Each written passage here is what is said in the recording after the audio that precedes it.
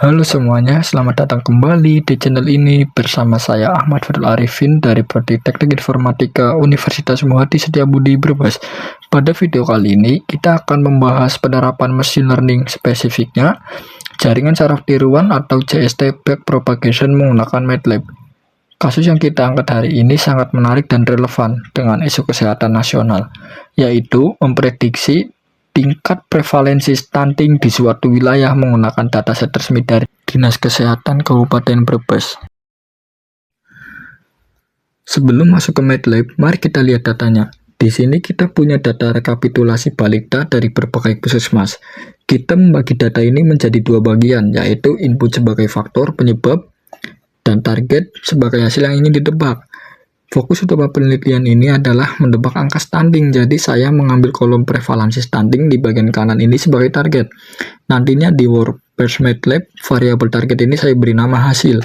Untuk inputnya, saya menggunakan 10 parameter yang berkaitan dengan jumlah balita dan status berat badan. Kita mengambil 4 kelompok data berat badan menurut umur, dan 6 kelompok data berat badan menurut tinggi badan. Ke-10 data ini kita blok dan jadikan satu variabel input.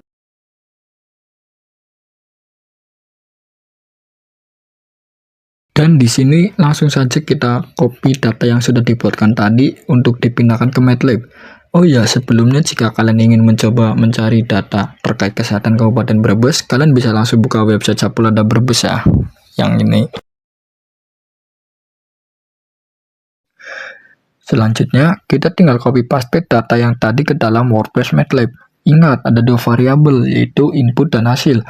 Untuk membuatnya, di sini kalian pergi ke kolom WordPress, lalu klik kanan pada mouse, dan klik new, lalu kita kasih namanya.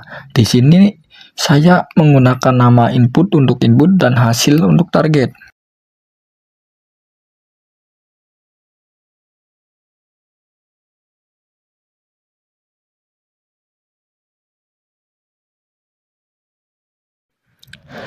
Kenapa saya tidak memasukkan data tinggi badan sangat pendek dan pendek ke dalam input? Karena stunting itu sendiri diukur dari tinggi badan anak. Jika kita memasukkannya, itu namanya kecurangan data atau data leakage. Jadi, di sini kita benar-benar menguji AI. Bisakah sistem memprediksi tingginya angka stunting di suatu kecamatan hanya dengan melihat pola gizi dan berat badan balitanya saja? Nah, sebelum kita memindahkan data target yaitu kolom prevalensi stunting ini ke MATLAB, ada satu langkah pre-processing yang sangat vital tapi sering dilupakan. Coba perhatikan angka desimal di data Excel ini. Karena pengaturan komputer kita biasanya menggunakan format regional Indonesia, angka desimalnya menggunakan tanda koma, misal 9,39 atau 13,12. Jika data koma ini langsung kita copy ke MATLAB, MATLAB akan error atau salah membaca datanya sebagai teks. Kenapa? Karena MATLAB menggunakan standar internasional di mana pemisah angka desimal wajib menggunakan tanda titik. Oleh karena itu, sebelum di-copy, kita harus mengubah semua tanda koma di kolom ini menjadi tanda titik. Sebelumnya, saya telah mengubah tanda koma ini menjadi tanda titik di Notepad menggunakan fitur Find and Replace.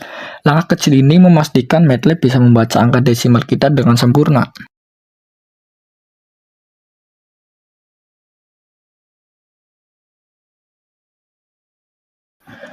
Setelah kita mempaste data dari Excel ke dalam WordPress, teman-teman bisa melihat ukuran awal variabel kita. Variabel input berukuran 38 kali 10, yang artinya 38 baris ke bawah dan 10 kolom ke kanan. Begitu juga variabel hasil yang memanjang ke bawah. Namun, ada aturan baku di dalam Enable MATLAB. Format matriks datanya harus dibalik, itu kata teman saya. Jaringan saraf tiruan ini meminta agar variabelnya yang ke bawah dan jumlah datanya yang memanjang ke kanan. Artinya, kita harus mengubah matriks input yang tadinya 38 kali 10 menjadi 10 kali 38. 10 baris ke bawah, 38 kolom memanjang ke kanan. Nah, bagaimana cara cepat mengubahnya tanpa harus bolak-balik ke Excel? Perhatikan apa yang saya ketik di komen Windows di bawah ini. Saya mengetik input sama dengan input, lalu tekan enter, kemudian hasil sama dengan hasil, tekan enter juga, tanda kutip. Nah, tanda kutip tunggal di akhir kata itu bukanlah salah ketik ya. Di dalam bahasa pemrograman MATLAB, tanda kutip tunggal berfungsi sebagai perintah transpose. Begitu kita menekan enter, MATLAB akan secara otomatis memutar dan merebahkan posisi data kita. Yang tadinya datanya memanjang ke bawah 38 baris, sekarang posisinya langsung berubah menjadi memanjang ke kanan sebanyak 38 kolom. Dengan posisi memanjang ke kanan seperti inilah, data kita baru siap dan sah untuk dimasukkan ke dalam sistem jaringan saraf tiruan MATLAB. Nah, setelah data kita siap, selanjutnya adalah memasukkan data tersebut ke dalam sistem NN Tool. Untuk cara masuknya, kita ketikkan di sini NN Tool. Setelah muncul tampilan seperti ini, silakan klik tombol impor pada jendela utama NN Tool. Maka akan muncul kotak dialog seperti yang teman-teman lihat di layar ini. Di sini kita akan melakukan 2 kali proses impor secara bergantian. Pertama, pada daftar variabel di sebelah kiri, pilih variabel input, kemudian perhatikan di bagian destination sebelah kanan, kita harus memilih opsi input. Setelah itu, klik tombol impor di bawah. Langkah ini bertujuan untuk memberitahu MATLAB bahwa variabel inilah yang berisi 10 parameter gizi yang menjadi faktor penyebab. Kedua, kita pilih variabel hasil. Nah, di bagian ini yang krusial. Pada kolom destination, pastikan teman-teman memilih target, lalu klik tombol impor sekali lagi.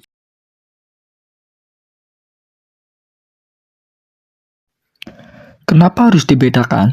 Dalam konsep machine learning, input adalah informasi yang dipelajari oleh sistem, sedangkan target yang saya beri nama variabel hasil ini adalah kunci jawaban atau nilai prevalensi stunting yang sebenarnya.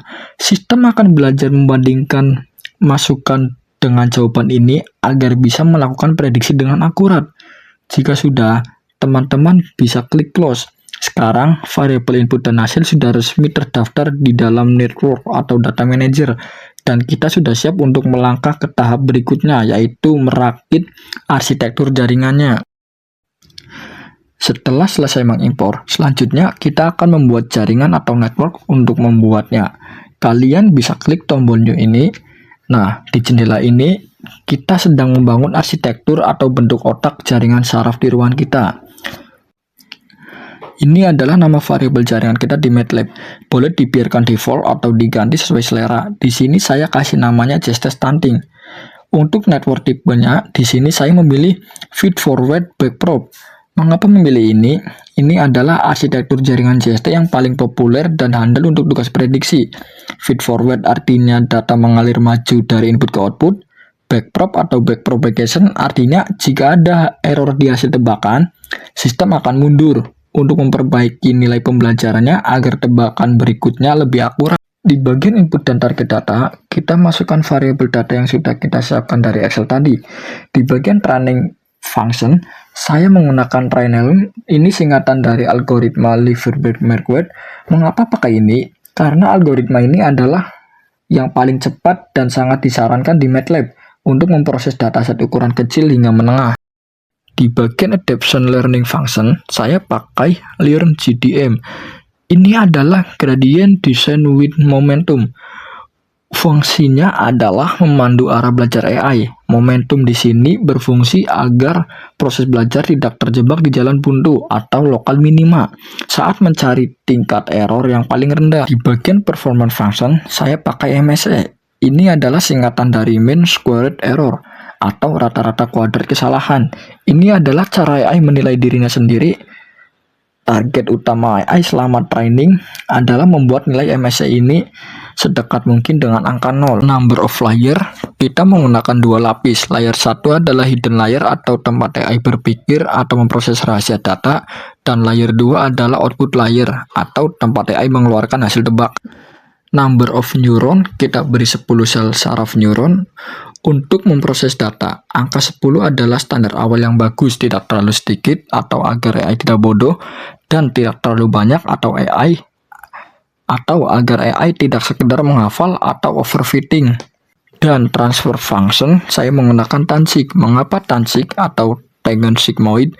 Fungsi ini sangat bagus diletakkan di hidden layer karena bisa mengubah data masukan menjadi pola melengkung atau nonlinear antara nilai min 1 hingga 1 Ini membuat AI mampu mengenali pola data yang rumit. Setelah sudah, kita langsung klik create.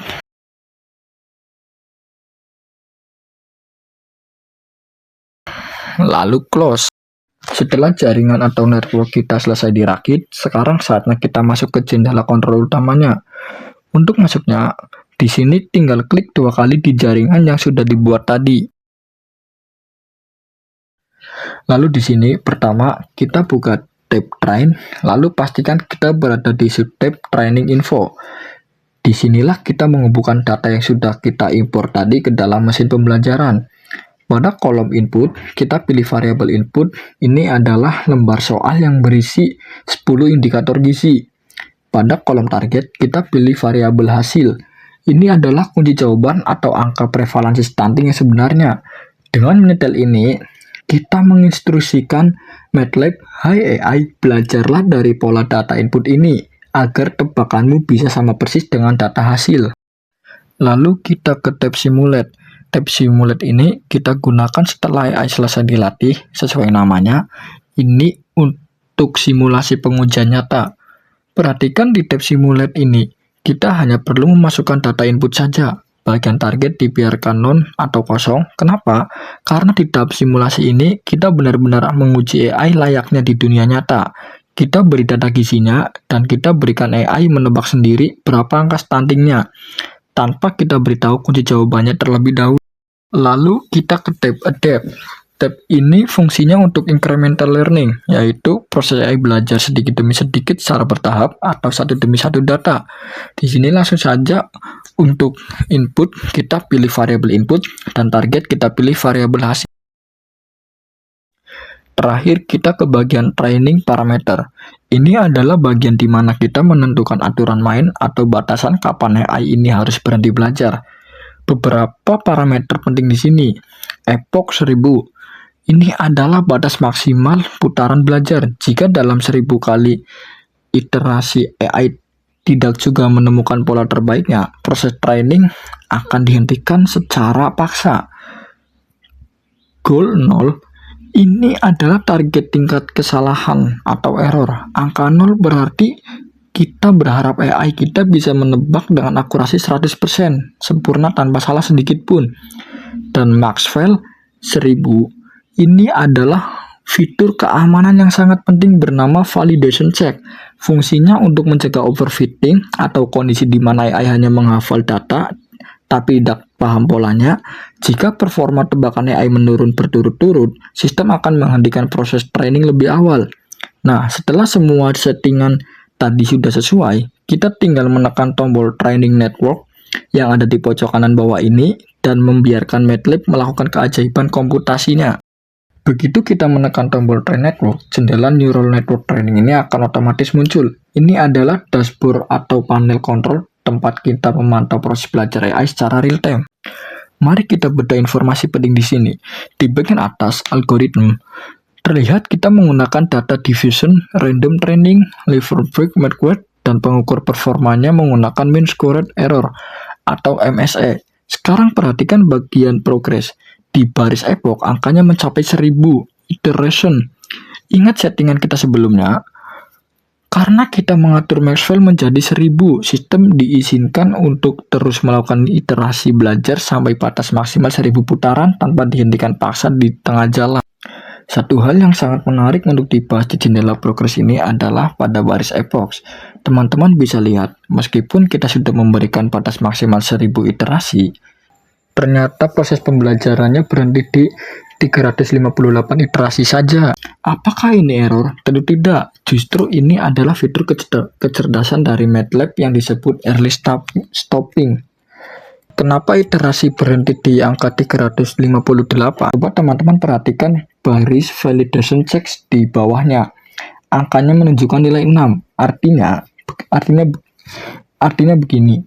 Sistem mendeteksi bahwa kecerdasan AI kita sudah mencapai titik puncaknya. Setelah itu, setelah 6 kali putaran berturut-turut, AI bukannya makin pintar, tapi malah mulai menghafal data latih secara buta, yang dalam machine learning disebut sebagai overfitting.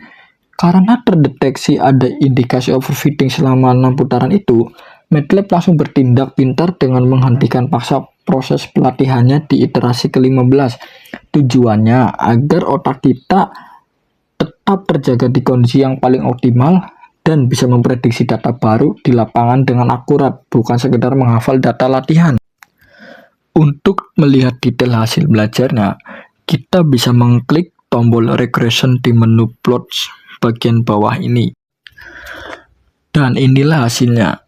Jendela regression ini menampilkan 4 buah grafik, training validation, test, dan grafik AL atau gabungan secara keseluruhan.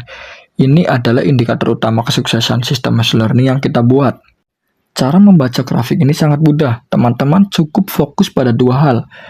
Yang pertama, nilai R atau korelasi regresi. Perhatikan angka R di bagian atas setiap grafik. Nilai R ini skalanya dari 0 hingga 1. Angka 0 berarti AI gagal menemukan pola, sedangkan angka yang semakin mendekati 1 berarti AI sangat cerdas dan memprediksinya nyaris sempurna. Kedua, pola titik data. Perhatikan lingkaran-lingkaran kecil di dalam grafik. Itu mewakili data dari puskesmas yang kita masukkan. Garis putus-putus diagonal membelah grafik itu adalah garis target ideal, atau di mana tebakan AI 100% sama dengan data asli Dinkes. Menurut saya, hehe.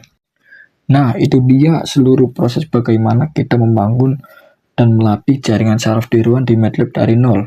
Kita sudah membuktikan bahwa machine learning bisa diaplikasikan secara nyata untuk menganalisis data kesehatan wilayah seperti prediksi angka stunting ini. Semoga video dan penjelasan ini bermanfaat bagi kalian. Jika video ini nggak bermanfaat atau kurang jelas dalam penjelasannya, kalian bisa tonton di channel yang lain yang lebih jelas ya. Oke, hehe.